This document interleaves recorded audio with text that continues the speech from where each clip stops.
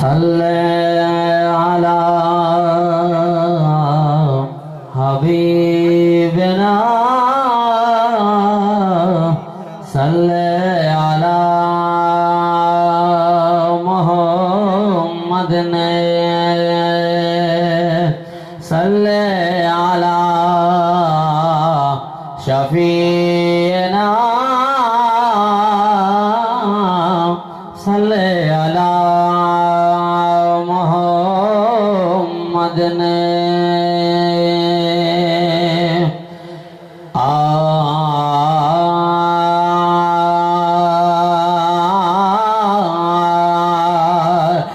Mustafa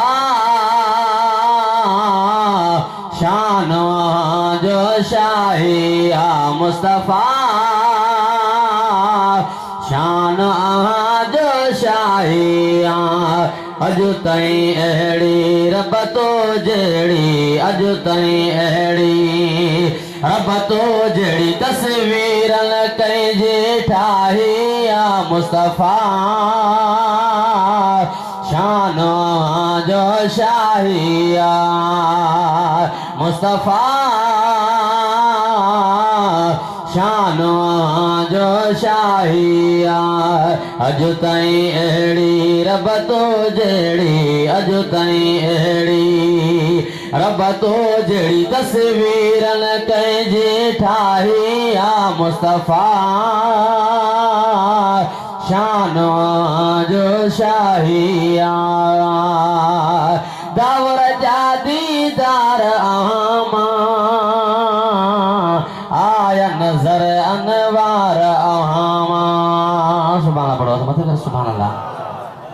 the power जा दीदार आमा आया नजर अनवार आमा तोखे ॾिठो तहर बखे ॾिठो तोखे ॾिठो तहर बखे ॾिठो ॾिनी क़ुरान गवाही या मुस्तफा शान जो शाहिया मुस्तफा शान जो शाहिया जाम मोहम्मद जियो जियो आए आलम ले छटु बन जी आए सुभान अल्लाह जॾहिं मीर मके में आयो अल्लाह तदबार निकती बानी चयाई त यो शहजादो मूंखे ॾियो त मसां ॾियां सुभानी मौला लिखियसि गुलनि ते ओ कान नबूवत जी निशानी ला इलाहा इल्लल्लाह मुहम्मद रसूलुल्लाह जंहिंजो मट न को सानी अदा बचल अल्लाह कई एहसानी जो मोहम्मद भांगे आयो जाम मोहम्मद जियो जियो आए आलम ले छटो बन जी आए तुहिंजी तजल्ली हर हिक बुताए काफर जी कई तबाही या मुस्तफा शान जो शाहिया अजु ताईं अहिड़ी रब तो जहिड़ी अजु ताईं अहिड़ी रब तो जहिड़ी तस्वीरनि कंहिंजी ठाही या मुस्तफा